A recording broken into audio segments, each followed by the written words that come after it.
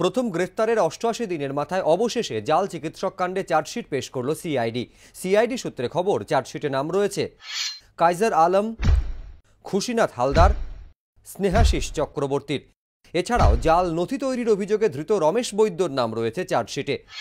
মঙ্গলবার বিধাননগর আদালতে চার্জশিট পেশ করে সিআইডি সূত্রের খবর, ধৃতদের বিরুদ্ধে প্রতারণা, অপরাধমূলক ষড়যন্ত্র, জালিয়াতি, নাম ভাড়ানো সহ একাধিক ধারায় অভিযোগ করা হয়েছে। ৩রা মে উত্তর দিনাজপুরের চোপড়া থেকে কাইজার আলমকে গ্রেফতার করে সিআইডি। ৪ঠা মে আলিপুরদুয়ারের বীরপাড়া থেকে গ্রেফতার করা হয় আরেক অভিযুক্ত খুশিনাথ হালদারকে। স্নেহাশিস চক্রবর্তী নামে আরেক অভিযুক্তকেও উত্তরবঙ্গ থেকে গ্রেফতার করে সিআইডি। ধৃত ৩ জনের বিরুদ্ধে জাল নথি দিয়ে সরকারি হাসপাতালে চিকিৎসা করার অভিযোগ রয়েছে। অন্যদিকে ২৫শে মে ডাক্তারির ভুয়ো শংসাপত্রের কারবারে অভিযুক্ত রমেশ চন্দ্র বৈদ্যকে বারাসত থেকে গ্রেফতার করে সিআইডি।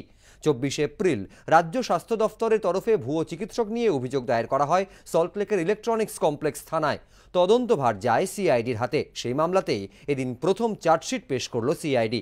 চার্জশিটে কয়েকজন সাক্ষীর নামও উল্লেখ রয়েছে বলে সিআইডি সূত্রে খবর। ময়ূখ ঠাকুর চক্রবর্তী, এবিপি আনন্দ, কলকাতা।